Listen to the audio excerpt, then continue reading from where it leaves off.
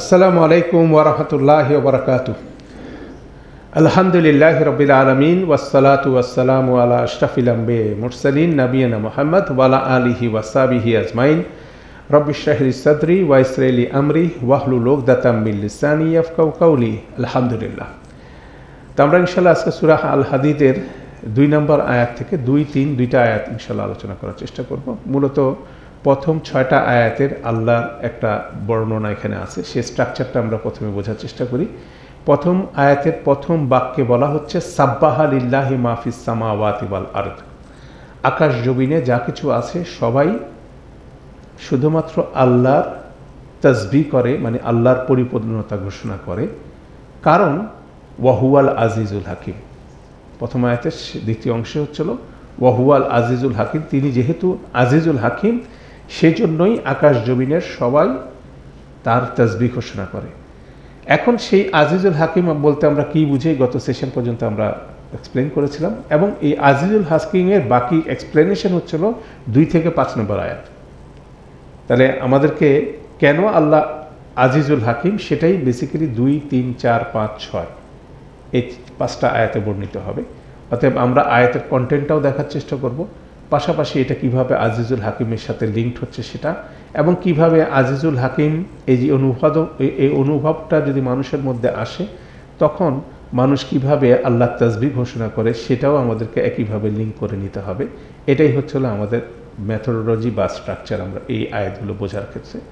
কেন আয়াতগুলো বারবার এই আয়াতের বিভিন্ন অংশগুলো দেখবেন বিভিন্ন কোরআন মজিদের বিভিন্ন সময় বিভিন্নভাবে উচ্চারিত হচ্ছে, তো বিভিন্ন কনটেক্সটে যখন আলোচিত হচ্ছে সেটার কিন্তু একটা ফোকাল পয়েন্ট থাকে, একটা সেন্টার পয়েন্ট থাকে, সে জিনিসটা বোঝা জরুরি। তাহলে জিনিসটা লেসনটা বোঝা অনেক বেশি সহজ হয়। তো আমরা আজকে শুরু করি। লাহু মুলকুস সামাওয়াতি ওয়াল আরদ একটা বাক্য, ইউহি ওয়া ইউমিত দ্বিতীয় বাক্য, ওয়া হুয়া আলা কুল্লি শাইইন কাদির তৃতীয় বাক্য। এই 2 নম্বর আয়াতে 3টা সেন্টেন্স আছে। এই 3টা সেন্টেন্স কিন্তু আপনি স্ক্যাটার্ডলি বিভিন্ন জায়গায় আছে, এখানে 3টাকে একসাথে লাইন আপ করা হয়েছে। অতএব আপনি বিভিন্ন জায়গায় লাহু মুলকুস সামাওয়াতি ওয়াল আরদ অনেক জায়গায় পাবেন। ইভেন কি এখানে যখন আলোচনা করব আমরা দেখব 5 নম্বর আয়াতের শুরু হচ্ছে লাহু মুলকুস সামাওয়াতি ওয়াল আরদ ওয়া ইলাল্লাহি তুরজাউল উমুর, তারপরে বলা হচ্ছে ওয়া ইলাল্লাহি তুরজাউল উমুর, আর এখানে বলা হচ্ছে ইউহি ওয়া ইউমিত ওয়া হুয়া আলা কুল্লি শাইইন কাদির। তাহলে আমরা আল আজিজুল হাকিমের প্রথম ডেসক্রিপশনে আল্লাহ বলছেন লাহু মুলকুস সামাওয়াতি ওয়াল আরদ, আকাশ জমিনের রাজত্ব শুধুমাত্র তার। কেন বললাম শুধুমাত্র? লাহু শব্দটা যেহেতু আগে আছে, এক্সক্লুসিভলি তার।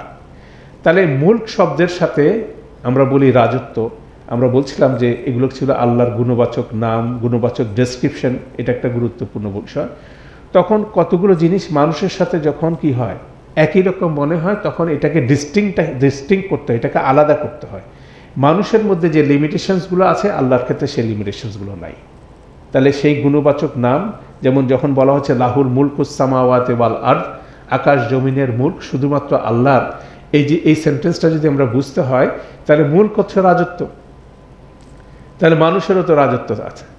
তাহলে মানুষের রাজত্ব এবং আল্লাহর রাজত্বের মধ্যে পার্থক্যটা কি, এটা যদি আমরা বুঝি তাহলে আমাদের কাছে সেখান থেকে এই ডেসক্রিপশন তাসবিহ করা যে আল্লাহর রাজত্বের মধ্যে, আল্লাহর রাজত্বের বিষয়টার মধ্যে কোনো রকম শর্টকামিংস নাই, কোনো রকম লিমিটেশনস নাই যেটা মানুষের মধ্যে আছে। তাহলে আপনি যদি চিন্তা করেন মানুষের মুলক যখন হয়, একজন রাজা আছে, একজন অ্যাডমিনিস্ট্রেটর আছে, একজন মানে দায়িত্বশীল ব্যক্তি আছে, তো তার ব্যাপারে 2টা জিনিস আমরা বলবো।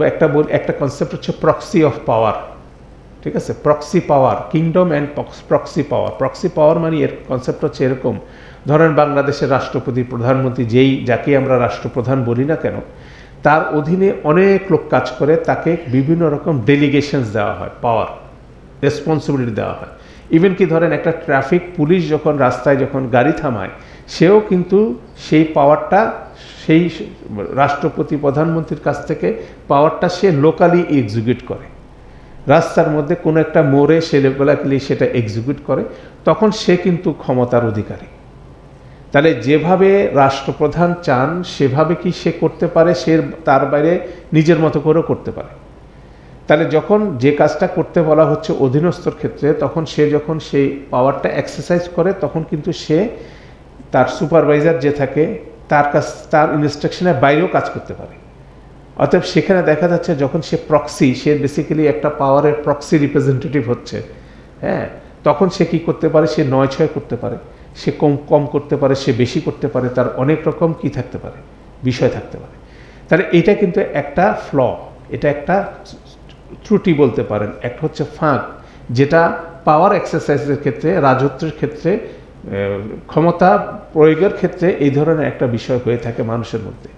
কিন্তু আল্লাহ যখন বলছেন লাহু মুলকুস সামাওয়াতি ওয়াল আরদ, তারা এটার মূল বিষয় হচ্ছিল এই ধরনের কোনো প্রক্সি পাওয়ারের মাধ্যমে আল্লাহ অ্যাডমিনিস্ট্রেট করেন না। প্রতিটা জিনিসের উপরে ওনার কি ফুল ফ্লেজড কন্ট্রোল আছে।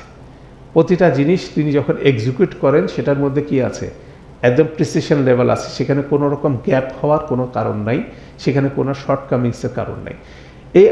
এই কনসেপ্টটা যদি আপনি দেখেন কোরআন মজিদের বিভিন্ন জায়গায় আছে। একটা ধরেন সূরা আরামের 59-এ আল্লাহ বলছেন ওয়ামা তাসকুতু মিন ওয়ারাকাতিন ইল্লা ইয়ালামুহা, যে গাছের কোনো পাতা পড়ে না যেটা তিনি জানেন না। মানে কোনো গাছের একটা পাতা পড়তেছে সেটার নলেজ আল্লাহর কাছে নাই, এরকম ঘটনা ঘটবে না।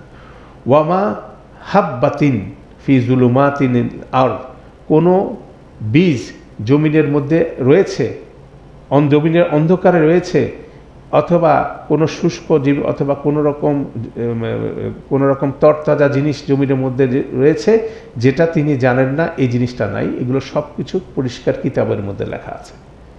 এত প্রিসিশন লেভেলে ওনার বিষয়টা এখানে এক্সিকিউটেড হচ্ছে। এই বিষয়গুলো কিন্তু গুরুত্বপূর্ণ বিষয়। তারপর একটা জিনিস হচ্ছিল, সেকেন্ড থিং হচ্ছিল কন্ট্রোল। যেমন ধরেন যত বেশি ডেলিগেশনস হবে তত বেশি কন্ট্রোল চলে যাবে, যত বেশি আমি আরেকজনের উপরে কি করব, দায়িত্ব দিতে থাকবো, দায়িত্ব দেওয়ার সাথে সাথে কি মূল বিষয়টার উপরে আমার নিয়ন্ত্রণ কি চলে যাবে। যেমন আমি একজনকে কাজ করতে দিলাম, তাহলে ওর কাজের উপর আমি ডিপেন্ডেন্ট হয়ে যাচ্ছি। এইভাবে যদি ডেলিগেশন হতে থাকে তখন দেখা যাচ্ছে কন্ট্রোলটা কি হয়ে যাচ্ছে, কমে যাচ্ছে। এই জিনিসটা কিন্তু মানুষের ক্ষেত্রে প্রযোজ্য। যখন ডেলিগেশন হয়, ডেলিগেশন হওয়ার সাথে সাথে যখন দায়িত্ব দেওয়া হচ্ছে তখন কন্ট্রোলটা লুজ হয়, কন্ট্রোল সেরকম থাকে না। কিন্তু আল্লাহর ক্ষেত্রে হচ্ছিল কি, কন্ট্রোল হচ্ছিল 100%, এখানে কোনো রকম শিথিল হওয়ার কোনো রকম সুযোগ নেই। প্রতিটা বস্তু, প্রতিটা জিনিসের উপরে কি আল্লাহর ফুল কন্ট্রোল আছে পরিপূর্ণ মাত্রায়। এমন না যে তিনি একজন পিতাকে তার সন্তানদেরকে লালন পালন করতে দায়িত্ব দিলেন, আর সে সন্তান কি করলো, সে পিতা মাতা সেই দায়িত্বটা পালন করতে পারলো না বলেই আল্লাহ যেটা চাচ্ছেন সেটা ঘটবে না, সেরকম কিছু ঘটনা নেই। জিনিসটা আবার বলি যে পিতামাতার অধীনে কি দিলেন, সন্তানদেরকে পাঠালেন। এখন পিতামাতা টেক কেয়ার করতে যদি গাফিলতি করে তার মানে এই না যে সেই সন্তানের টেক কেয়ারিং কী হবে, টেক কেয়ারিংকে কমতি হবে। যেরকম ফ্ল হোক না কেন সে ফ্লগুলো কি তিনি কাভার করতে সক্ষম। প্রতিটা জিনিসে রেয়ারিং থেকে শুরু করে, বেড়ে ওঠা থেকে শুরু করে প্রতিটা জিনিস কি উনি কাউকে না কাউকে দায়িত্ব দিয়েছেন। কেউ যদি দায়িত্বটা পালন নাও করে সেক্ষেত্রে কি হবে না, ওনার প্ল্যানের বাইরে কোনো কিছু যাবে না, ওনার কন্ট্রোলের বাইরে কিছু যাবে না। এটা কিন্তু গুরুত্বপূর্ণ। সেটার একটা খুব সুন্দর বর্ণনা আছে এভাবে যে ওয়ামা আমরুনা ইল্লা ওয়াহিদাতান কা লামহিল বিল বাসর, আর আমাদের আদেশ একবার বই তো নয়, চোখের পলকের ন্যায়। দ্যাট মিনস আল্লাহর আদেশ প্রতিপালিত হয় চোখের পলক ফেলার আগে। মানে চোখের পলক ফেলার আগেই কি আল্লাহ যেটা বলেন কুন ফায়া কুন, সেটা ঘটে যায়। আল্লাহ যেটা করতে চান এরকম প্রিসিশন লেভেলে চোখের পলকেই কি বিলকিসের সিংহাসন চলে আসছে কি সুলাইমান আলাইহিস সালামের কাছে। তাহলে চোখের পলকেই কি কিন্তু জিনিসগুলো ঘটবে। এটাই হচ্ছে আল্লাহর কন্ট্রোল, নিয়ন্ত্রণের নমুনা হচ্ছে এটা। মানুষের ক্ষেত্রে এই কন্ট্রোল কারো কাছে নেই। তাহলে আল্লাহর রাজত্বের যেটা বিষয়, যে আল্লাহর পাওয়ার অ্যাপ্লাই করার ক্ষেত্রে যেমন কোনো রকম শর্টকামিংস নাই, ওনার কন্ট্রোলের ক্ষেত্রে কোনো রকম শর্টকামিংস নাই, সেটা একটা গুরুত্বপূর্ণ বিষয়। এবং একইভাবে বলা হচ্ছে ওয়ালিল্লাহি গায়বুস সামাওয়াতি ওয়াল আরদ, আকাশ জমিনের গায়বের বিষয়গুলো শুধুমাত্র আল্লাহর নলেজের মধ্যে আছে। ওয়ামা আমরুস সাআতি ইল্লা কা লামহিল বাসর আও হুয়া আকরাবু ওয়া ইন্নাল্লাহা আলা কুল্লি শাইইন কাদির। মানে যখন কিয়ামতের বিষয়টা আসবে, সে জিনিসটা কিভাবে ঘটবে, সেটা চোখের পলকেই ঘটবে। চোখের পলকে কি হবে? কিয়ামত সংঘটিত হবে। চোখের পলকে মানুষের কি হবে? মৃত্যু সংঘটিত হচ্ছে। আগ মুহূর্তে সে টের পাবে না যে পর মুহূর্তে কি হচ্ছে, তার মৃত্যু সংঘটিত হচ্ছে। অতএব এরকম প্রেসিশন লেভেলে আল্লাহর কন্ট্রোল এবং বিষয়টা ঘটে। তো সেই জায়গা থেকে আল্লাহ পরের বাক্যটা বলতেছেন ইউহি ওয়া ইউমিত, লাহু মুলকুস সামাওয়াতি ওয়াল আরদ বলার পরে আকাশ জমিনে সেটার প্রথম এক্সপিরিয়েন্সটা হচ্ছে ইউহি ওয়া ইউমিত, তিনি জীবন দান করেন এবং তিনি কি করেন? মৃত্যু ঘটন। অনেক রাজা আছে মানুষের মধ্যে, রাজত্বের মধ্যে, সে কি জীবন মৃত্যু, সে অনেক ক্ষেত্রে মৃত্যুদণ্ড দিয়ে থাকে, সে কি জীবন দিতে পারে? বলতে পারেন সে জীবন দিতে। যেমন নমরুদের কেস যদি আপনি বলেন, ইব্রাহিম আলাইহিসসালামের সাথে তর্ক যখন করছিল, ইব্রাহিম আলাইহিসসালাম বলছে যে আমার রব কি জীবন দেন মৃত্যু দেন, তখন সে বলে আমিও জীবন দেই মুক্তি দেই। সে কী করলো? দুজন মৃত্যুদণ্ডপ্রাপ্ত আসামিকে নিয়ে এসে একজনকে ছেড়ে দিল, আরেকজনকে মেরে ফেললো। বললো যেহেতু আমি জীবন দিচ্ছি মৃত্যু দিচ্ছি, তো আল্লাহর জীবন দেওয়া আর আল্লাহর মৃত্যু দেওয়ার সাথে এটা কি মিলে? তখন ইব্রাহিম আলাইহিসসালাম বললেন যে আল্লাহ তো প্রতিদিন পূর্ব দিক থেকে সূর্য তুলে, তুমি দেখি সূর্য তুলো পশ্চিম দিক থেকে, তুমি তো জীবন দাও, মানে জীবন দেওয়া মানে হচ্ছিল দিনকে তুমি দিন, আল্লাহ দিন ক্রিয়েট করে পূর্ব দিক থেকে, এখন তুমি পশ্চিম দিক থেকে করে দেখো তুমি কি করতে পারো কিনা। তখন বহিত আল্লাহ জি কাফার, যে কুফর করতেছিল সে হতভম্ব হয়ে গেল। দ্যাট মিনস জীবন মৃত্যু এমন একটা বিষয়, সেটার মাধ্যমে আল্লাহর ক্ষমতা, আল্লাহর রাজত্ব কি মানুষ প্রতি মুহূর্তে দেখছে, তাই না? প্রতি মুহূর্তে দেখছে। তাহলে দেখা যাচ্ছে যে এই বিষয়টা একটা আল্লাহু মুলকুস সামাওয়াতি ওয়াল আরদ, এই বাক্যটার একটা সবচেয়ে ক্লোজেস্ট আন্ডারস্ট্যান্ডিং হচ্ছে ইউহি ওয়া ইউমিত। এবং পাশাপাশি দেখেন এটা ভার্বাল ফর্মে আছে। ভার্বাল ফর্মে না থাকা মারি হচ্ছিল এটা আল্লাহ কন্টিনিউয়াসলি করছেন। আপনি যদি চিন্তা করেন, আমাদের সময় অনেক সময় স্ট্যাটিস্টিক্স আছে, প্রতি মুহূর্তে কয়টা শিশু জন্মগ্রহণ করে, প্রতি সেকেন্ডে সারা পৃথিবীতে হাজার হাজার শিশু জন্মগ্রহণ করতেছে, প্রতি সেকেন্ডে হাজার হাজার মানুষ কি করতেছে? মৃত্যুবরণ করতেছে। 800-900 কোটি মানুষের পৃথিবীতে প্রতি সেকেন্ডে কতগুলো মানুষ মারা যাচ্ছে, কতগুলো মানুষ জন্মগ্রহণ করতেছে। তাহলে প্রতি মুহূর্তে আল্লাহ কী করতেছেন? মৃত্যু জেনারেটেড হচ্ছে, জন্ম জেনারেটেড হচ্ছে। এটা নিরবিচ্ছিন্নভাবে আল্লাহ এই কাজগুলো করে যাচ্ছেন, আল্লাহ করাই যাচ্ছেন, মালাকাল মাউতের মাধ্যমে করাচ্ছেন। বা কিন্তু সেখানে কোনো রকম ফ্ল কোনো সুযোগ নাই। যার জন্য যতটুকু সময় আল্লাহ দিচ্ছেন অতটুকু বিষয় সেই জিনিসটা ঘটতে যাচ্ছে। তাহলে ইহু ইউমিতুর মধ্যে সেই পাওয়ারের মধ্যে এটাও আসছে যে এই ডেথ, এই লাইফ শুধুমাত্র ফিজিক্যাল না, স্পিরিচুয়াল আছে। যেমন প্রতিদিন ঘুমানোর সময় ঘুম থেকে উঠে আমরা বলি কি? আমরা বলি যে আমরা মৃত্যুর পরে কি জীবিত হচ্ছে, তাই না? আমরা ঘুমার সময় যেমন বলতে কি আমরা কি মৃত্যুবরণ করছি। তাহলে সে ডিক্লারেশন করে, তাহলে সেরকম একটা প্রতিদিন জীবন মৃত্যুর এক্সপিরিয়েন্স কিন্তু আমরা প্রতিদিন প্রাপ্ত হচ্ছি। আমরা যখনই ঘুমাই যাচ্ছি, ইট is A one sort of death. আবার ঘুম থেকে জেগে উঠতেছি, আমরা ওয়ান সর্ট অফ লাইফ। ঠিক আছে? প্রতিদিন দিন হচ্ছে ওয়ান সর্ট অফ লাইফ, রাত হয়ে যাচ্ছে ওয়ান সর্ট অফ ডেথ। তাহলে এটার কিন্তু ডিফারেন্ট ডাইমেনশনসের মধ্যে এই জিনিসটা আছে, স্পিরিচুয়াল লাইফ এবং স্পিরিচুয়াল ডেথ। একজন কুফরের মধ্যে যদি নিমজ্জিত থাকে, সে আধ্যাত্মিকভাবে তার মৃত্যু ঘটে গেছে। আর যখন সে কুফরি থেকে সে বের হয়ে এসে যখন আবার দিনের রাস্তায় চলে আসতেছে, তখন সে কি মৃত্যু থেকে কি আবার জীবনের মধ্যে ফিরে আসছে। অতএব এই যে টোটাল বিভিন্ন ডাইমেনশনের লাইফের যে সাইকেল, এই পুরাটাই কন্ট্রোল করে কে? আল্লাহ সুবহানাহু ওয়া তাআলা কন্টিনিউয়াসলি, সিমলেসলি, নিরবিচ্ছিন্নভাবে সেই জিনিসটা করে যাচ্ছেন। সেই জন্য সেইভাবে কি লাহু মুলকুস সামাওয়াতি ওয়াল আরদ। এরপর আসি আমরা ওয়াহুয়া আলা কুল্লি শাইইন কাদির। এটার ফার্দার এনহ্যান্সমেন্ট যে তিনি সব কিছুর উপরে ক্ষমতাবান। এই জায়গাটা একটু বোঝার দরকার আছে। সেটা ওহুয়া আলা কুল্লি শাইইন কাদির।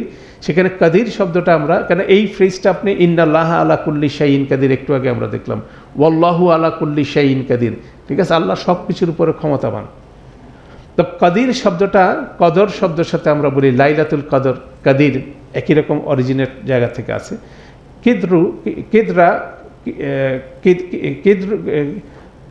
কিদ্রু আল কিদ্রু হচ্ছিল একটা পট বাদে একটা পাত্র, যেটার মধ্যে ধরেন কেটলির মতো একটা জিনিস, যেটার মধ্যে অনেক কিছু আপনার ধারণ করা হয়, যেমন সবজি, মাছ, মাংস সব কিছু ধারণ করা, সেরকম একটা এদের বলে একটা আসে, ইমপ্রেশন আছে। তারপরে যখন একটা হচ্ছে ঘোড়ার ক্ষেত্রে হচ্ছিল পাওয়ারফুল ঘোড়াকে সেখানে বলা হচ্ছে সেটা আল কাদরি মিনাল খাইল, একটা পাওয়ারফুল শক্তিশালী ঘোড়ার সাথেও এই কাদির শব্দটা ব্যবহার হয়। তারপর আমরা যদি মেজারমেন্ট যে কোনো পরিমাপের ক্ষেত্রে যখন আসে তখনও আমাদের এই কাদির শব্দটা এখানে ব্যবহার হয়। তো এখানে বেসিক্যালি 3টা ডাইমেনশন আছে কাদির শব্দের মধ্যে। একটা হচ্ছে প্রেসাইজ মেজারমেন্ট অ্যান্ড কম্পারিজন, ইন্না কুল্লা শাইইন খালাকনাহু বিল কাদর, সূরা কমরের মধ্যে আসছে। আল্লাহ সুবহানাহু ওয়া তাআলা বলছেন নিশ্চয়ই প্রত্যেকটা জিনিস আমরা এটি সৃষ্টি করেছি পরিমাপ অনুসারে, প্রতিটা জিনিস মেজারমেন্ট অনুযায়ী পরিমিতভাবে আল্লাহ সৃষ্টি করেছেন। ফাকাদারা আলাইহি রিজকাহু, সূরা হাশরের মধ্যে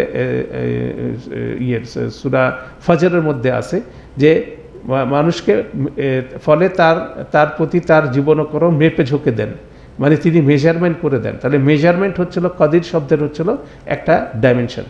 সেকেন্ড হচ্ছিল কমপ্লিট অ্যাবিলিটি, সক্ষমতা, যেটা যদি আমরা বলি বাল কাদিরিনা আলা আন নুসাউইল বানানা, সূরা কিয়ামের মধ্যে আছে যে আমরা এই আঙ্গুলের টিপের মাথার মতো করে সব কিছু আবার বিন্যস্ত করব। মানুষ মরে গেলে সে কি হয়ে যাবে? মাটি হয়ে যাবে? আল্লাহ বলছেন না, আমরা ক্যাপাবল তাকে কি তার আঙ্গুলের মাথার যে ফিঙ্গারপ্রিন্ট আছে সেগুলোকে অরিজিনাল জায়গায় কি রিস্টোর করতে উই আর ক্যাপাবল। ঠিক আছে, ওইটা হচ্ছে সবচেয়ে ইউনিক। তাহলে ক্যাপাবিলিটি একটা আছে। থার্ড হচ্ছিল কি টাইম টেবিল বা একটা মেজারমেন্ট হচ্ছিল একটা সময়ের ব্যাপারে বলা হচ্ছে। এটা মুসা আলাইহিস সালামের সাথে আল্লাহর যখন ইন্টারাকশনটা হচ্ছে সূরা তোহার মধ্যে 40 নম্বর আয়াতে আল্লাহ বলছেন জিত্তা আলা কাদরিন ইয়া মুসা, হে মুসা তুমি সিদ্ধান্ত অনুযায়ী এসে পৌঁছেছো। ঠিক আছে, ওয়াল কামারা কাদ্দারনা মানাজিলা, এবং চন্দ্রের বেলায় তাকে আমরা বিধান করেছি তার অবস্থানগুলো একদম মেজারমেন্ট অনুযায়ী সে কী করবে, মুভমেন্ট করবে। তাহলে দেখা যাচ্ছে একটা হচ্ছিল প্রেসাইজ মেজারমেন্ট, একটা হচ্ছে ক্যাপাবিলিটি, আরেকটা হচ্ছিল তার টাইম টেবিল। এই 3টা আসপেক্ট নিয়ে হচ্ছিল কাদির শব্দটা আসছে। ওয়াহু আলা কাদির কুল্লি শাইইন কাদির, তাহলে দ্যাট মিনস আল্লাহ প্রেসাইজ মেজারমেন্টে কমপ্লিট অ্যাবিলিটির মাধ্যমে একটা পার্টিকুলার টাইম টেবিলের মাধ্যমে কী করেন, ওনার ক্ষমতা কি অ্যাপ্লাই করেন, ওনার রাজত্ব তিনি অ্যাপ্লাই করেন। ওনার জীবন মৃত্যুর কথা বলা হচ্ছে এখানে, যেহেতু ইউহি ওয়া ইউমিত, সেটার সাথে যদি আপনি বলেন ওয়াহু আলা কুল্লি শাইইন কাদির, সেক্ষেত্রে যদি আপনি ইউহি ওয়া ইউমিতের সাথে এটাকে লিঙ্ক আপ করেন তাহলে কি আসছে, জীবন মৃত্যুর প্রতিটা জিনিস প্রেসাইজলি মেজারমেন্ট অনুযায়ী আসে। প্রতিটা মানুষের জন্ম কখন হবে, মৃত্যু কখন হবে, সেই টাইম টেবিলও কিন্তু ফিক্স করা আছে। এক মুহূর্ত আগে পিছিয়ে হওয়ার কোনো রকম সুযোগ নাই, তাই না? তাহলে এটা হলো আরেকটা আসপেক্ট গুরুত্বপূর্ণ, সে জিনিসটা হচ্ছিল। এবং এটা ঘটানোর ক্যাপাসিটি ওনার মধ্যে আছে, টাইম টেবিলটা ফিক্স আছে, এবং সেখানে টোটাল মেজারমেন্ট আছে। অতএব এটা কিন্তু প্রেসাইজ লেভেলে কিন্তু এটা আছে, এবং ইট ইজ রিটেন। আল্লাহ অন্যান্য বর্ণনায় বলছেন এগুলো কিন্তু সব রিটেন ডাউন ডকুমেন্টস, এবং সেই অনুযায়ী এগুলো কি হচ্ছিল, চোখের পলকের মাধ্যমে কি প্রেসাইজ ওয়েতে সেগুলো কি এক্সিকিউটেড হচ্ছে। তাহলে আমরা দেখতেছি লাহু মুলকুস সামাওয়াতি ওয়াল আরদ ইউহি ওয়া ইউমিত ওয়া হুয়া আলা কুল্লি শাইইন কাদির। 3টা বাক্য কি করতেছে, একটা আরেকটাকে কি করতেছে, ফার্দার এনহ্যান্স করতেছে, এটাকে আরও স্পষ্ট করে বলতেছে ওনার ক্ষমতা কতটুকু। তো এই পুরা ডেসক্রিপশনটা বেসিক্যালি আমরা এর আগে পড়ছি ওয়াহুয়াল আজিজুল হাকিম। আল্লাহ আজিজ মানে হচ্ছিল কি, আল আজিজ মানে হচ্ছে তিনি আলটিমেট কর্তৃত্ব ওনার কাছে, উনি সম্মানিত কর্তৃপক্ষ। উনি কিভাবে সম্মানিত কর্তৃপক্ষ সেটারই ডেসক্রিপশনে হচ্ছিল লাহু মুলকুস সামাওয়াতি ওয়াল আরদ ইউহি ওয়া ইউমিত ওয়া হুয়া আলা কুল্লি শাইইন কাদির। এই 3টা বাক্য যে জিনিসটার দিকে ইন্ডিকেট করছে সেটা বেসিক্যালি আল আজিজকে কি করছে, ফার্দার এক্সপ্লেন করতেছে কিভাবে উনি আল আজিজ হাকিম। তাহলে তিনি যেহেতু আল আজিজ, ওনার কর্তৃত্বর জায়গায় কোনো রকম ফ্ল নাই, কেন রাজত্ব তার, জীবন মৃত্যু তিনি ডিসাইড করেন, তিনি সব কিছুর উপর ক্ষমতাবান। এই টোটাল ডেসক্রিপশনটাই বুঝি বেসিক্যালি আল আজিজকে কি এক্সপ্লেন করতেছে। এবং এটা যদি বোঝা যায় তাহলে কি আল্লাহ তাসবিহ ঘোষণা করা আপনার আমার জন্য সহজ হবে, এবং সারা পৃথিবীর আকাশ জমিনের প্রত্যেকটা জিনিস ওনার কী করতেছে, তাসবিহ করতেছে। সেটা একটা বর্ণনা এখানে আছে। এরপর আসি আমরা পরের, এখানে আমরা শেষে বলো ওয়াহুয়া আলা কুল্লি শাইইন কাদির, এটার একটা অ্যানালাইসিস আমরা দেখব। তার আগে আমরা পরের আয়াতটা দেখে নিই। হুয়াল আউয়ালু ওয়াল আখিরু ওয়াজ জাহিরু ওয়াল বাতিনু ওয়া হুয়া বিকুল্লি শাইইন আলিম। তিনি আদি ও অন্ত আর প্রকাশ্য ও গুপ্ত, কেননা তিনি সব কিছু সম্বন্ধে সর্বজ্ঞাতা। এটা হচ্ছে সিম্পল ট্রান্সলেশন। আউয়ালু, আল আউয়ালু ওয়াল আখিরু ওয়াজ জাহিরু ওয়াল বাতিনু, আল্লাহ 4টা গুণবাচক নাম, ঠিক আছে। এর আগে আপনি দেখছেন কি আল আজিজ আল হাকিম, আল আজিজ ওয়াল হাকিমকে বলা হয়েছে। আল আজিজ আল হাকিম 2টা গুণবাচক নাম পাশাপাশি রেখে কি হচ্ছিল, একটা থার্ড ডাইমেনশন তৈরি হচ্ছে। তিনি আল আজিজ আল হাকিম, আবার 2টা মিলে কি ওনার আল আজিজুল হাকিম যখন বলা হচ্ছে হুয়াল আজিজুল হাকিম, সেখানে একটা থার্ড ডাইমেনশনের দিকে চলে যাচ্ছে। কিন্তু এখানে দেখেন ওয়াল আউয়ালু ওয়াল আখিরু ওয়াজ জাহিরু ওয়াল বাতিনু, এটা কি হচ্ছিল, 4টা জিনিস বলা হচ্ছে, 2টা জিনিস পেয়ারিংয়ে বলা হচ্ছে এবং একটা একটার অপোজিট। তিনি প্রথম, তিনি শেষ। প্রথমের অপোজিট হচ্ছিল শেষ।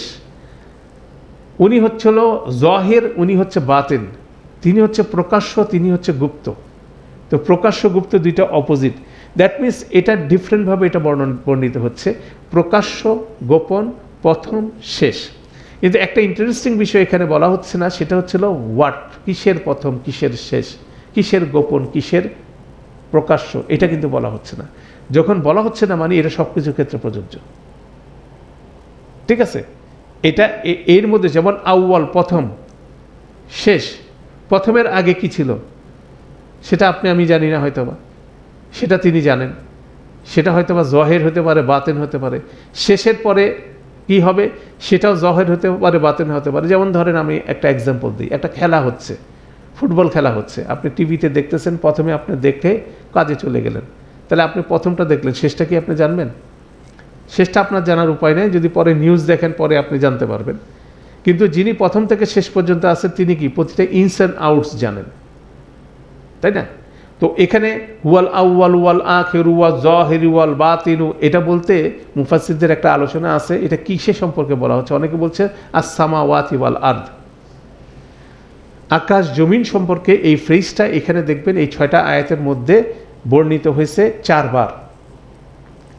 অতএব সেখান থেকে মুফাসসিরদের আলোচনা হচ্ছিল আকাশ জমিনের আগেও তিনি, আকাশ জমিন যখন শেষ হয়ে যাবে তারপরেও তিনি, আকাশ জমিনের সমস্ত জহের বিষয় তিনি জানেন, আকাশ জমিনের সব কিছু গোপন বিষয়ে তিনি জানেন। সেই জিনিসটা হতে পারে, কেননা এখানে সবার শেষে বলা হচ্ছে ওয়াহুয়া বিকুল্লি শাইইন আলিম, তিনি সব কিছু সম্পর্কে জানেন। তাহলে ওনার যে জ্ঞানের একটা ডেসক্রিপশন হচ্ছিল হুয়াল আউয়ালু ওয়াল আখিরু ওয়াজ জাহিরু ওয়াল বাতিনু, he is the first, that mean ওনার আগে কেউ নেই। হি ইজ দ্য লাস্ট, ওনার পরে কেউ নেই। অতএব তিনি সবার প্রথমে এবং সবার শেষ পর্যন্ত ওনার অবস্থান যেহেতু আছে, তাহলে উনি সব কিছু সম্বন্ধে এর বিটুইন যা কিছু ঘটে সব কিছুর ওনার অবজারভেশনের মধ্যে আছে। অতএব এই বিষয়ে তিনি সব কিছু জানেন। ওয়াহুয়া বিকুল্লি শাইইন আলিম, ঠিক আছে। তারপরে যে বাক্য বলা হচ্ছে ওয়াজ জাহিরু ওয়াল বাতিনু, এই প্রথম শেষের ভিতরে বাইরে যে যা কিছু মানুষ এক্সপোজ হয়, যার পিছনে যা কিছু জহের থাকে সেটাও তিনি জানেন। যেমন ধরেন একটা মানুষ হিমবাহ দেখে, বা আপনার সমুদ্রের মধ্যে একটা দেখা যাচ্ছে যে আপনার সমুদ্র শৈলী বলে হয়, যেটা হচ্ছিল যেটাতে টাইটানিক ডুবে গেছিলো, এটাকে কি বলে? আইসবার্গ। আইসবার্গ দেখতেছে এটার কত অংশ, টিপটা কতটুকু, 9 ভাগের 1 ভাগ হচ্ছিল টিপ, 9 ভাগের 8 ভাগ হচ্ছিল কি নিচে। তাহলে ওই জাহাজের যে লোক সে দেখছে 9 ভাগের 1 ভাগ, মনে করছে ছোট্ট একটা কিছু, কিন্তু এটার নিচে কি 9 ভাগের 8 ভাগ নিচে আছে, ওইটা হচ্ছিল কি বাতেন ছিল, আর 9 ভাগের 1 ভাগ ছিল জহের, তাই না? তাহলে এই যে বিষয়টা জহের এবং বাতেন, তাহলে এই বিষয়টা সব কিছুর ক্ষেত্রে প্রযোজ্য। যেমন জমিন সম্পর্কে মানুষ কিছু জানে, আকাশ সম্বন্ধে কিছুই জানে না। আকাশের ব্যাপ্তি কত বড় হতে পারে, আকাশের ব্যাপ্তি হচ্ছিল যেমন বলছে যে ফার্স্ট স্কাই, যেটা সূরা মুলকে বলে যে প্রথম আকাশকে আল্লাহ সুসজ্জিত করেছেন, তো সেটা হলো 15 বিলিয়ন লাইট ইয়ার। এটা যেটা আমরা আলো লাস্ট প্ল্যানেটসগুলো বা নক্ষত্রগুলো দেখি, যা লাইট আমরা দেখি, এটা ভিজুয়ালাইজেশন হচ্ছিল 15 বিলিয়ন লাইট ইয়ার। সেটাকে যদি আপনি 15 বিলিয়ন লাইট ইয়ার ধরেন, এটা আসলে আমাদের টাইম দিয়ে এটাকে মেজারমেন্ট করা হচ্ছে। এটা আসলে আমরা কোনো সময় ভিজুয়ালাইজ করতে পারবো না, মানে এটা কনসেপচুয়ালাইজ করতে পারবো না। প্রথম আকাশ যদি হয়, সেকেন্ড আকাশ হচ্ছিল রিং ইন এ ডেজার্ট। আর একটা ফ্রেজ কোরআনে ব্যবহার মানে হাদিসের মধ্যে পাবেন, একটা রিং মানে একটা হাতের আংটিকে যদি আপনি মরুভূমির মধ্যে ফেলে দেন, এটা খুঁজে আর পাবেন না। মানে এত মিনিমাম, এটার সাইজ এত ছোট, মরুভূমির তুলনায় এটা খুঁজে পাওয়া যাবে না। ডেসক্রিপশনে আসছে যে প্রথম আকাশ হচ্ছে এত ছোট, দ্বিতীয় আকাশের রেসপেক্টটা এটি রিং ইন এ ডেজার্ট। ঠিক একইভাবে দ্বিতীয় আকাশ, তৃতীয় আকাশ, চতুর্থ আকাশ, পঞ্চম আকাশ, ষষ্ঠ আকাশ, সপ্তম আকাশ এবং এই সমস্ত সপ্তম আকাশ পৃথিবী মিলে যা কিছু স্পেস আছে, আল্লাহর আরশের কাছে এটা রিং ইন এ ডেজার্ট। মানে এটা এত বেশি ব্যাপ্ত। তাহলে আপনার আমার কাছে পৃথিবীর কিছু অংশ ভিজুয়ালাইজ আছে, সেটা হচ্ছে আমাদের কাছে জহের, আর আমাদের পুরা ইয়েটা কি বাতিন। তাহলে তিনি জহের এবং বাতেন, দ্যাট মিনস প্রকাশ্য অপ্রকাশ্য সব কিছু সম্পর্কে ওনার নলেজ আছেন। ওয়াহুয়া আলা কুল্লি শাইইন কাদির, তিনি সব কিছুর উপরে, ওয়াহুয়া বিকুল্লি শাইইন আলিম, তিনি সব কিছু জানেন। তাহলে ওনার জ্ঞানের ব্যাপ্তিটা বেসিক্যালি এই আয়াতের মধ্যে বলা হচ্ছে, ঠিক আছে। যেমন হুয়াল আউয়াল ওয়াল আখিরু, আমরা নেক্সট সেশনে বলবো হুয়াল্লাযী খালাকাস সামাওয়াতি ওয়াল আরদি সিত্তাতি আইয়ামিন সুম্মা ইসতাওয়া আলাল আরশ। ওইখানে আমরা এই বিষয়টা আরও আলোচনা করব যে কত বড় ইউনিভার্সের আলোচনা আল্লাহ এখানে করছেন, তাই না। তাহলে অনেকে প্রশ্ন করতে পারে যে হুয়াল আউয়াল, তিনি যদি প্রথম হয় তার আগে কে? তো এই ধরনের বক্র প্রশ্নগুলো আসলে ইনভ্যালিড প্রশ্ন, মানে প্রযোজ্য না। যেমন আপনাকে আমাকে যদি জিজ্ঞাসা করে আপনি পা দিয়ে হাঁটেন কেন, কেউ যদি জিজ্ঞাসা করে এর উত্তর আছে? আপনি পা দিয়ে হাঁটেন কেন, মানে পা দিয়ে তো হাঁটবে, মানে পাটাই তো তৈরি করা হয়েছে হাঁটার জন্য। তাহলে এটা এই ধরনের প্রশ্ন কি অবান্তর প্রশ্ন না? তিনি টাইম এবং স্পেস তৈরি করছেন, এখন টাইম স্পেস হচ্ছে ওনার ক্রিয়েশন। তাহলে if he is the creator, তাহলে এই টাইম স্পেসের বাইরে ওনার অবস্থান, অথবা টাইম দিয়ে এবং স্পেস দিয়ে আপনি তাকে কি করতে পারবেন না, আপনি ডিফাইন করতে পারবেন না। তাহলে এটা ইনভ্যালিড প্রশ্ন। কারণ আমরা প্রশ্ন করার জন্য অনেক প্রশ্ন করি, যেটা প্রযোজ্য প্রশ্ন কোনোভাবে প্রযোজ্য না, যেটার প্রশ্ন হতে পারে না, তো সেটার পিছনে আপনার উত্তর দেওয়ার পিছনে আমাদের দৌড়ানোর কোনো মানে হয় না, তাই না। তো আমরা নেক্সট সেশনে আমরা এটা আরো একটু ইন ডিটেল আলোচনা করব। তো এখানে বেসিক্যালি যে জিনিসটা আল্লাহ বর্ণনা করতেছেন, হুয়াল আউয়াল ওয়াল আখির ওয়াল জাহির ওয়াল বাতিনু, চারটা গুণবাচক নামকে একটা ফ্রেমে নিয়ে এসে শেষে বলতেছেন ওয়াহুয়া বিকুল্লি শাইইন আলিম, তিনি সব কিছু সম্বন্ধে জানেন। কেন জানেন? হি is the first, he is the last, তিনি জহের জানেন, তিনি বাতেন জানেন, এক্সট্রিম সব কিছু উনি সব কিছুর আছে, অতএব তিনি সব কিছু জানেন। তিনি যদি সব কিছু জেনে থাকেন, তাহলে সেখান থেকে তিনি যখন কর্তৃত্ব, ওনার কর্তৃত্ব আল আজিজ হিসাবে যখন কর্তৃত্ব অ্যাপ্লাই করেন, তাহলে সেটা কি এক্সপ্লেন করে? হি ইজ দ্য আল হাকিম, যিনি সবচেয়ে বেশি জানেন, তিনি তো হেকমার সাথে সবচেয়ে বেশি রাইট সিদ্ধান্তটা তিনি দিতে পারবেন, তাই না। তাহলে আল হাকিম কিভাবে, সেটাই বর্ণনা করতেছে কি হুয়াল আউয়াল ওয়াল আখির ওয়াল জাহির ওয়াল বাতিন, তিনি সব কিছুর প্রথম শেষ গোপন প্রকাশ্য, ওয়াহুয়া বিকুল্লি শাইইন আলিম, এই জিনিসটার মাধ্যমে কি তিনি হচ্ছে আল হাকিম, সেটাকে কি করা হচ্ছে, ডিসক্রাইব করা হচ্ছে। তাহলে 2 নম্বর আয়াত স্পষ্টভাবে তিনি আল আজিজ কিভাবে এটাকে এক্সপ্লেইন করছেন, আর 3 নম্বর আয়াত ডিসক্রাইব করতেছে তিনি কিভাবে আল হাকিম, তিনি যেহেতু সব কিছু জানেন, অতএব তিনি হচ্ছেন আল হাকিম, ঠিক আছে। এইভাবে জিনিসটা ডেসক্রিপশন হচ্ছে, 2টা ডেসক্রিপশন আমাদের মধ্যে আসছে। কেন আপনি দেখবেন সূরা হাশরের শেষের মধ্যে হুয়াল্লাহুল্লাযী লা ইলাহা ইল্লা হুয়া আল মালিকুল কুদ্দুসুস সালামুল মুমিনুল মুহাইমিনুল আজিজুল জব্বারুল মুতাকাব্বির, অনেকগুলো গুণবাচক নাম কিন্তু এক লাইনে আছে, মাঝখানে কিন্তু ওয়া নাই, ঠিক আছে।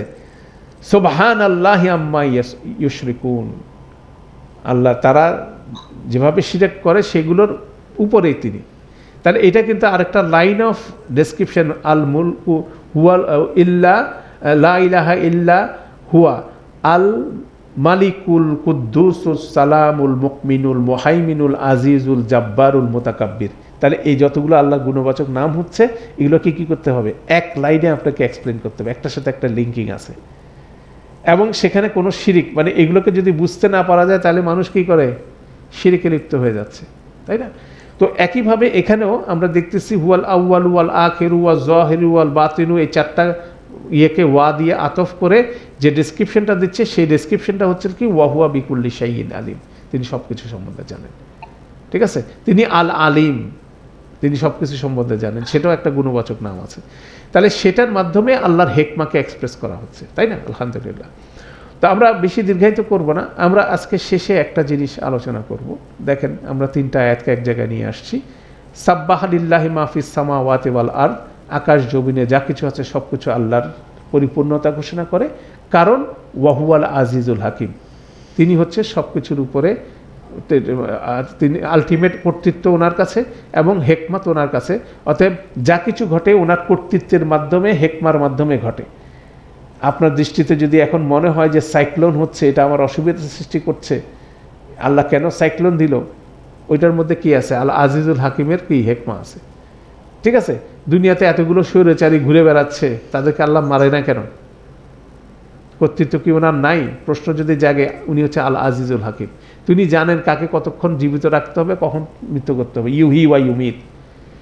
সেই অনুযায়ী ওনার হেকমা অনুযায়ী তিনি সব কিছু জানেন, যেহেতু তার সমস্ত ক্ষমতা আছে। লাহু মুলকুস সামাওয়াতি ওয়াল আরদ ইউহি ওয়া ইউমিত ওয়া হুয়া আলা কুল্লি শাইইন কাদির। তাহলে ওনার কর্তৃত্বটা উনি সময় মতো জায়গা মতো এটাকে অ্যাপ্লাই করবে। অতএব আমার চিন্তা করার কিছু নাই, যতটুকু উনি অ্যালাউ করতেন সেখানে কি আছে? কল্যাণ আছে, হেকমা আছে, সেটা হচ্ছে ওনার, যেহেতু সব কিছু আমরা জানেন। তাহলে দেখেন আল আজিজু এটাকে বেসিক্যালি এক্সপ্লেন করতেছে ওয়া হুয়া আলা কুল্লি শাইইন কাদির। আর ওয়া হুয়া আলা কুল্লি শাইইনের আগে লাহু মুলকুস সামাওয়াতি ওয়াল আরদি ইউহি ওয়া ইউমিত, এটাই বেসিক্যালি কনক্লুশন হচ্ছে ওয়াহুয়া আলা কুল্লি শাইইন কাদির। আল হাকিম এটার ডেসক্রিপশন হচ্ছে ওয়াহুয়া বিকুল্লি শাইইন আলিম। ঠিক আছে, আর তিনি কিভাবে ওয়াহুয়া বিকুল্লি শাইইন আলিম সেটা বর্ণনা করা হচ্ছে ওয়াল আউয়াল ওয়াল আখির ওয়াল যাহির ওয়াল বাতিন। অতএব এই 3টা আয়াতকে আমরা এইভাবে একটা গ্রস পিকচারের মধ্যে আমরা দেখতে পারি। এখন একটা প্রশ্ন আমরা বলছি, ওয়াহুয়া আলা কুল্লি শাইইন কাদির, তিনি সব কিছু কি করেন? কন্ট্রোল করেন। তাহলে একটা বক্র প্রশ্ন হচ্ছিল, তাহলে আমার দোষ কোথায়? মানে হোয়াট ইজ মাই ফল্ট? ঠিক আছে না, how it is my fault? আল্লাহর হাতে যদি সমস্ত ক্ষমতা থাকে, তাহলে আমার দোষ কোথায়? ওনার কন্ট্রোল অনুযায়ী আমি যা কিছু করতেছি, ভালো কাজ করতেছি, মন্দ কাজ করতেছি, ওনার কন্ট্রোলের মধ্যে আছে, তাহলে আমি মন্দ কাজের জন্য কেন রেসপন্সিবল হব? অনেকে প্রশ্ন করে, তাই না? আপনার বাবা মা, সন্তান সন্ততি, প্রতিবেশী, আপনার রিজিক, আল্লাহ সব কিছু আল্লাহ দিয়েছে, সব কিছুর উপরে আল্লাহর ফুল কন্ট্রোল আছে। যদি সবগুলো কন্ট্রোল থেকে থাকে, যেমন আমাদের যেমনি নাচাও তেমনি নাচি, পুতুলের কি দোষ? অনেকে অনেক রকম এরকম লাইন বের করছে না? তো এগুলো হচ্ছিল, তাহলে আমার ফল্ট কি? এটা একটা প্রশ্ন। আরেকটা প্রশ্ন হচ্ছিল ওয়াহুয়া বিকুল্লি শাইইন আলিম, আল্লাহ সব কিছু সম্বন্ধে জানেন, তাহলে আমার এত সমস্যা কেন? তাই না? তিনি তো সব কিছু জানেন, তাহলে আমার সমস্যাগুলো তিনি সমাধান করেন না কেন? তাহলে এই 2টা প্রশ্ন কিন্তু প্রত্যেকের মনের মধ্যে ঘুরতে থাকে। ঠিক আছে, তিনি সব কিছুর উপর ক্ষমতাবান, তাহলে আমার দোষ কোথায়? আর তিনি সব কিছু জানেন, তাহলে আমার সমস্যা কেন? আমার জীবনে কেন সমস্যা আছে? তাই না? তাহলে এটার আসলে উত্তরটা কি? উত্তরটা, এই ব্যালেন্সটা বোঝা জরুরি, যে আল্লাহ সুবহানাহু ওয়া তাআলার উপর সব কিছুর কন্ট্রোল আছে, তিনি আল আজিজ, তিনি আল হাকিম, কোনো কিছু কর্তৃত্ব, আমরা যা কিছু আলোচনা করছি কর্তৃত্বের বাইরে কিছু নাই। তাহলে আমার কাজ করার সুযোগটা কি? তো এটার এক্সাম্পলটা হচ্ছিল, ধরেন আপনাকে হঠাৎ করে কেউ মুখের মধ্যে পানি ছুঁড়ে মারলো। এখন আপনি খেপে গিয়ে তাকে বলে, তুমি আমাকে পানি মারলা কেন? আপনি সাথে সাথে বলবেন না? আপনি কি সাথে সাথে বলবেন এটা তো আল্লাহর কদর ছিল, সেই জন্য আপনি আমাকে পানি মারছেন, তাহলে এটা আপনার দোষ না, এটা আল্লাহর দোষ? এটা কি কেউ বলে? কেউ যদি একজনকে ধাক্কা দেয়, তাহলে যে ধাক্কা দেয় তাকে সাথে সাথে অ্যাকিউজ করা হয় না, আপনি আমাকে ধাক্কা দিলেন কেন, আপনি আমাকে মারলেন কেন? তো সে তো বলতে পারে যে এটা আল্লাহ কি করছে, আল্লাহর কদর ছিল, সেজন্য আমি আপনাকে মারছি। তাহলে কি এটা উত্তর হবে? আপনি কি এটা গ্রহণ করবেন? It is a matter of personal responsibility. Personal রেসপন্সিবিলিটির জায়গা থেকে আমরা কাউকে ছাড় দেই না। সেই ব্যাপারে কি আমাদের অ্যাওয়ারনেস শতভাগ। তাই না? আপনার আমার মধ্যে ইন্টারাকশন যেটা আছে সেখানে হচ্ছে হলো ডিউটি অ্যান্ড রেসপন্সিবিলিটি এবং রাইট, মানে অধিকার ভার্সেস আমাদের কি দায়িত্ব কর্তব্য। প্রত্যেকের কিছু ডেলিগেশনস আছে, যখনই সে দায়িত্বটা পালন না করে তখন কি করে, আরেকজন কি হয়, আরেকজনের অধিকার ক্ষুণ্ণ হয়। যখনই অধিকার ক্ষুণ্ণ হয় তখন একজন আরেকজনকে রেসপন্সিবল করছে, ইজ ট্রু, এবং সেই লেভেলে তার কিন্তু রেসপন্সিবিলিটি আছে, সেটা কিন্তু আমাদের ফিতরাগতভাবে আমরা সেটা রেসপন্স করি, তাই না? যেমন আপনি এখন বৃষ্টি হচ্ছে, সেটার উপর আমার কোনো কন্ট্রোল নাই। আমাকে পিতামাতা দিছে, পিতামাতার উপর আমার কোনো, কে দিছে এটা আমি অর্জন করি না, এটা আল্লাহ দিছে, আমার উপর কোনো কন্ট্রোল নাই। কিন্তু আমি আমার সামনে যদি একটা ময়লা পড়ে থাকে, ঠিক আছে, সেটা তুলে ডাস্টবিনে রাখার রেসপন্সিবিলিটি আমার আছে না? আই ক্যানট অ্যাভয়েড ইট, তাই না? ঠিক একইভাবে আমি একটা অন্যায় দেখলাম, সেটার প্রতিবাদ করার দায়িত্ব কি আমার আছে কি না? আছে। তাহলে দেখা যাচ্ছে রেসপন্সিবিলিটি, পার্সোনাল রেসপন্সিবিলিটির জায়গা থেকে মানুষকে সেটা করতে হবে, সেটা তার সহজাত প্রবৃত্তি, এবং সেটাই তাকে করতে হবে, অতটুকু তার ডিসক্রিশন, তার সেই জায়গায় তার ইচ্ছা শক্তিটা আছে, এর বাইরে তার কোনো কিছু করার নাই। বলতে পারেন মোর দেন 99%, বলতে পারেন তার কিছু করার নাই, কিন্তু তাকে হয়তো বা লেস দেন 1% জায়গায় তার ডিসক্রিশন আছে।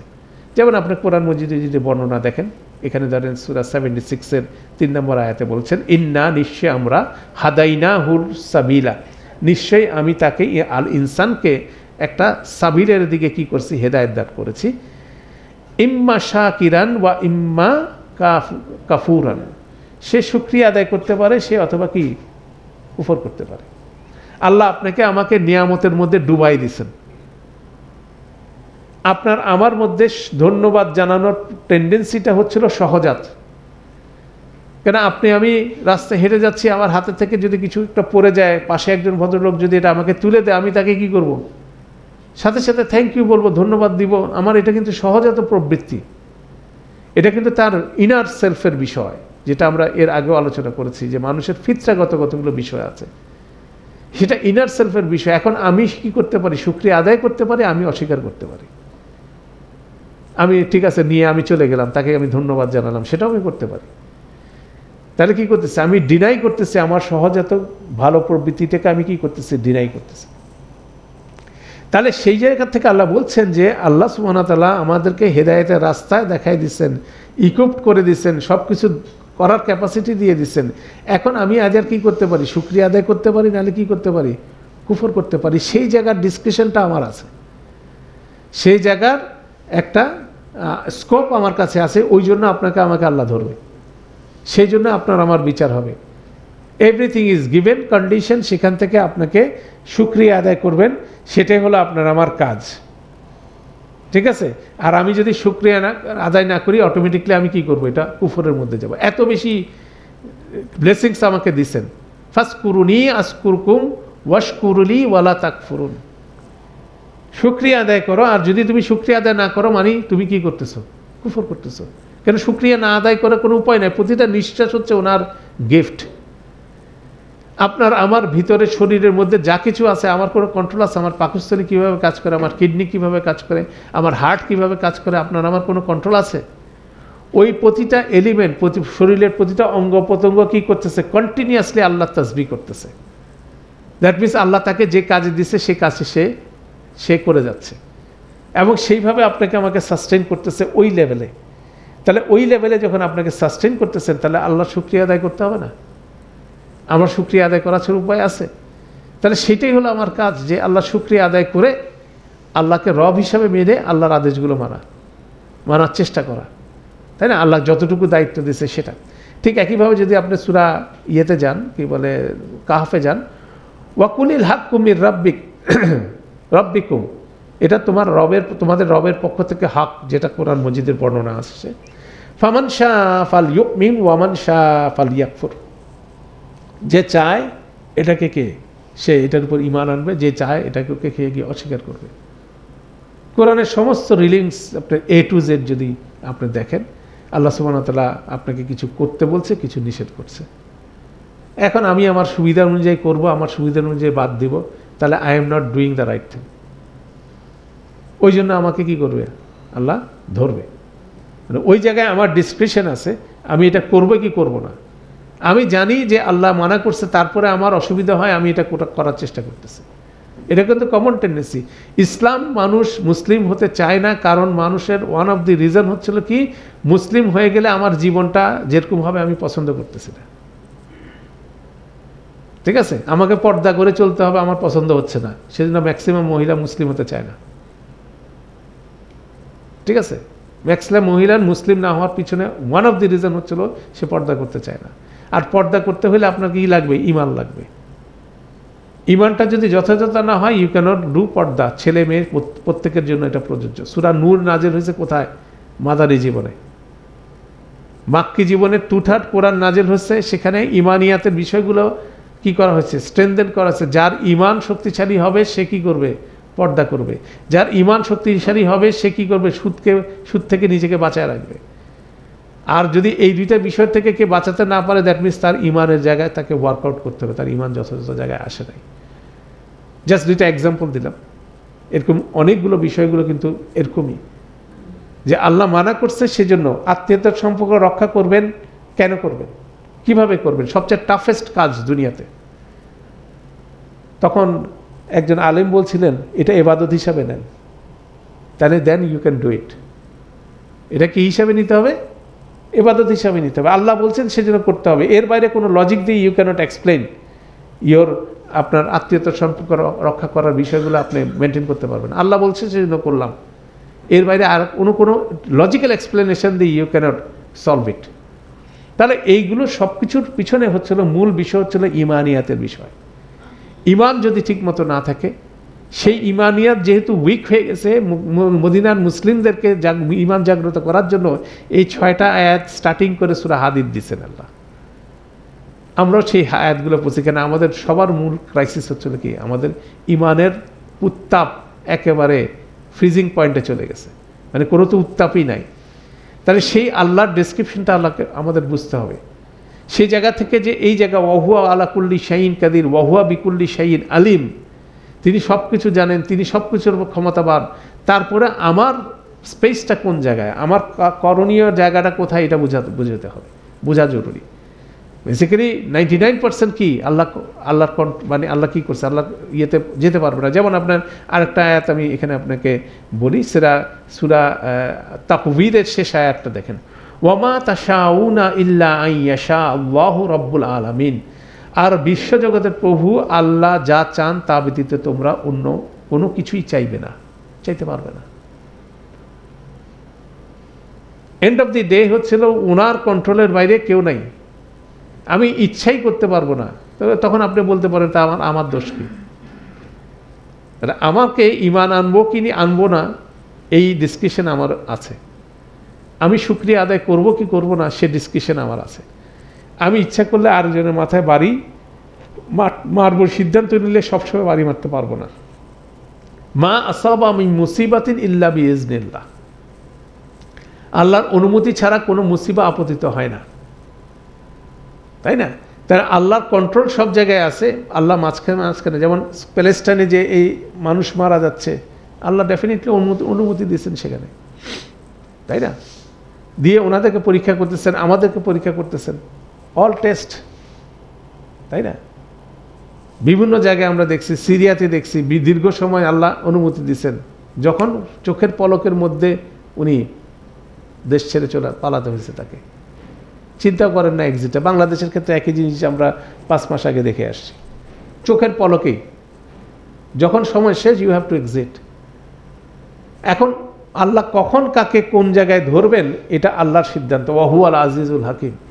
অতএব সমস্ত নেগেটিভ আসপেক্ট যা কিছু আছে সেখান থেকে আল্লাহকে কি করতে হবে, আল্লাহর তাসবিহ করা মানে হচ্ছিল আল্লাহর প্ল্যানিংয়ের আন্ডারে হচ্ছে, আমার দায়িত্বের জায়গায় আমার দায়িত্বটা পালন করতে হবে, সে অতটুকু আমার রেসপন্সিবিলিটি। ঠিক আছে, আমাকে ঈমান আনতে হবে, ঈমানের রেসপন্সিবিলিটি, আমাকে শুকরিয়া আদায় করতে হবে, সেগুলো আমার রেসপন্সিবিলিটি। অতএব ওই জায়গা থেকে, পার্সোনাল রেসপন্সিবিলিটির জায়গা থেকে কেউ কাউকে আল্লাহ ছাড় দিবেন না। এটা হচ্ছে সবচেয়ে গুরুত্বপূর্ণ বিষয়। আল্লাহর সাথে বান্দার সম্পর্কের যে ব্যাপারটা, সেই জায়গায় আল্লাহ কাউকে কোনো জিনিসকে দিয়ে দিবেন না, ছাড় দিবেন না। অতএব আল্লাহ প্রত্যেককে টেস্ট করতেছেন, কাউকে হিন্দু পরিবারে জন্ম দিয়ে টেস্ট করতেছেন, কাউকে মুসলিম পরিবারে, কাউকে আলেমের ঘরে, কাউকে জালেমের ঘরে, সবাইকে অপরচুনিটি আল্লাহ দিচ্ছেন কি কুফরের জায়গা থেকে ঈমানের দিকে আসার। এটা গুরুত্বপূর্ণ বিষয় যে আপনি আমি রাইট ইন্টেনশন করতে পারি, আপনি আমি সব কিছুর উপর কন্ট্রোল করতে পারি না, কিন্তু যখন সাকসেস আসে আমরা মনে করি আমি আমার কর্মফল এটা কোনোভাবে সেরকম না, সব কিছুর উপরে আল্লাহর ক্ষমতা সেখানে আছে। অর্থাৎ এই ব্যালেন্সিং জায়গাটা যদি অর্জন করা যায় তাহলে রাইট ওয়েতে ইউ ক্যান প্রোগ্রেস। ইমানের জায়গাটা হচ্ছে ওয়াহুয়া আলা কুল্লি শাহিন, ওয়াহুয়া আলা বিকুল্লি শাহিন আলিম। এই বিষয়গুলো কিন্তু গুরুত্বপূর্ণ একটা বিষয়, আলহামদুলিল্লাহ। তো যাই হোক, আমরা আর আজকে এখানে আর বাড়াবো না, কারণ পরের আলোচনাটা হচ্ছিল আর একটু ইনডেপথ।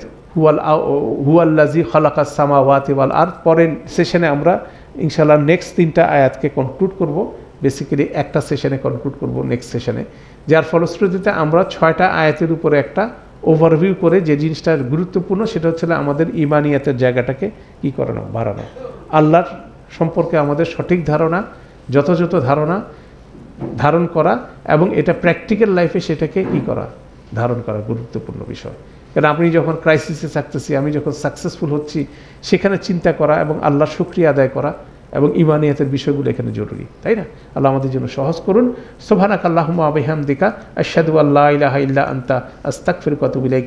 আসসালামু আলাইকুম ওয়া রাহমাতুল্লাহি ওয়া বারাকাতুহু।